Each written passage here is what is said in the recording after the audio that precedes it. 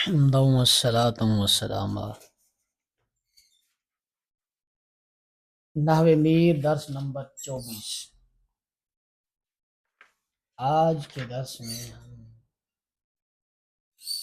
عوامل مانویہ کا بیان کریں گے۔ مختصر سا بیان ہے، 100 عوامل کا بیان ہم آگے شروع میں نیت عامل میں بھی پڑھیں گے۔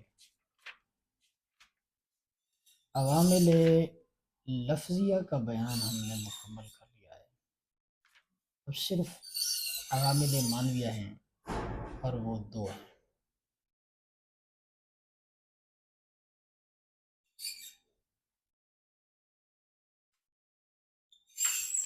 عوامل مانویہ ہم اپنی ترتیب کے مطابق کتاب کی جو ہم نے تقسیم کی تھی اس کے مطابق ہم بالکل اختتام پر پہنچ چکے ہیں، اس کے بعد خاتمہ ہے۔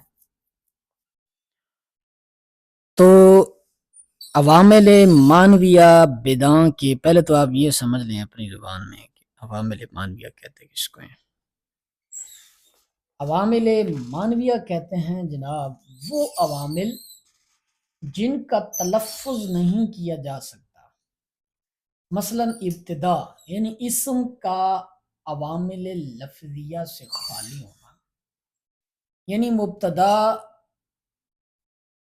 زید قائم آیا ہے، زید کو جو ہے وہ رفع کس نے دیا ہے؟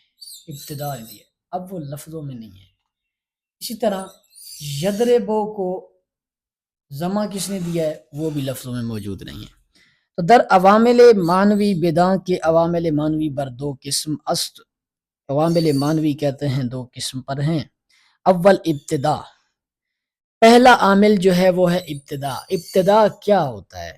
یعنی خلو اسم از عوامل لفظی، یعنی اسم کا عوامل لفظیہ سے خالی ہونا اور وہ معمول بھی ہو۔ یعنی کیا کہ اسم جو ہے اس پر کوئی لفظی عامل اگر نہیں آیا تو اس کو کہتے ہیں خلو اسم از عوامل لفظیہ، کہ مبتدا و خبر را برفع کند، کہ وہ مبتدا اور خبر کو رفع کرے۔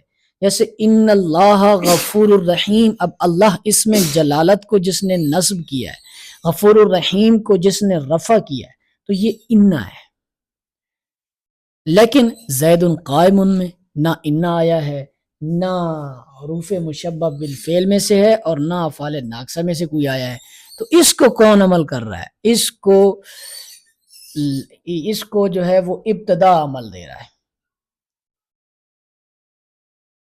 چون زید قائم اینجا گویند کے زید مبتداس، ترکیب بھی انہوں نے کر دی ہے مرفوع با ابتدا، زید یہاں ابتدا عامل کی وجہ سے مرفوع ہے، اور قائم خبر ہے مبتدا کی، یہ بھی مرفوع ہے ابتدا کی وجہ سے۔ یعنی ابتدا مبتدا میں بھی، اسم میں بھی اور خبر میں بھی، دونوں میں عامل ہے۔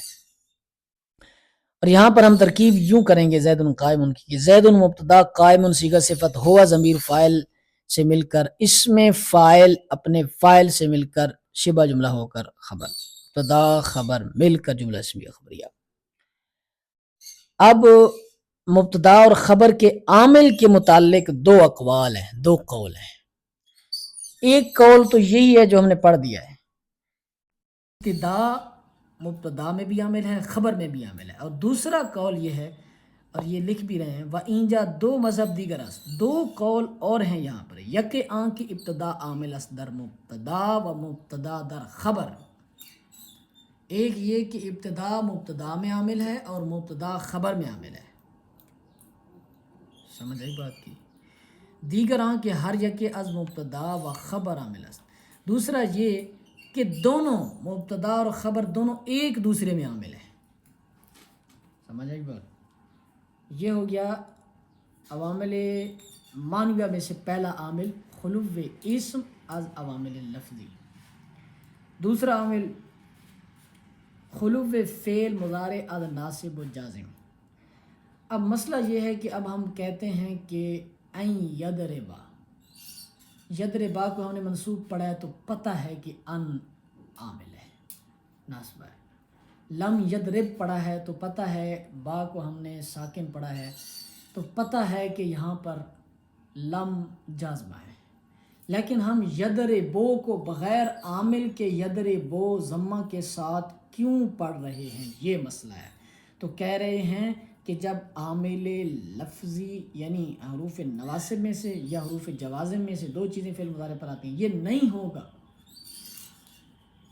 حروف نواسب میں سے بھی اور حروف جوازم میں سے نہیں ہوگا، تو پھر کیا ہوگا، پھر یہ اس کا خالی ہونا ہی اس کے لیے عامل ہے، یعنی کیا کہ پھر وہ مرفوع آئے گا۔ اب رہا مسئلہ سین اور صوفہ وغیرہ کا کہ ان کا ذکر کیوں نہیں کیا، وہ تو بھی فعل مضارع پر داخل ہوتے ہیں، لیکن وہ فعل مضارع پر داخل ہوتے ہیں لیکن ہمیں پتہ ہے وہ لفظی عمل وہ اعراب کے اعتبار سے لفظی عمل کرتے ہی نہیں ہیں، وہ صرف معنوی عمل کرتے ہیں۔ یدربو پر سین آ گیا تو وہ یدربو ہی رہے گا، سیدربو بن جائے گا، یعنی کہ اعراب اس کا وہی رہے گا، سیدربو اس کا معنی تبدیل ہو جائے گا نہ کہ لفظ۔ تو اگر فعل مضارع پر حروف نواسب میں سے بھی نہیں ہے، حروف جوازم میں سے بھی نہیں ہے، تو پھر اس کا یہ اس طرح ہونا ہی اس کے لیے عامل ہے، اور وہ جو ضمہ ہوگا اس کا یہ خلو خالی ہونا ہی اس کے لیے عامل ہے۔ اس کے بعد جناب مثال دیتے ہیں یدرب زید، اس کی آسان ترکیب ہے یدرب فعل، ٹھیک ہے، زید اس کے لیے فاعل، فعل اپنے فاعل سے مل کر جملہ فعلیہ خبریہ۔ یدرب یہاں مرفوع ہے کیونکہ یہ خالی ہے نواسب سے جوازم سے۔ یہ ہوئے تمام عوامل لفظیہ بھی اور معنویہ بھی، اب صرف خاتمہ رہ گیا ہے، انشاءاللہ تعالیٰ اس کا بیان بعد میں کیا جائے گا۔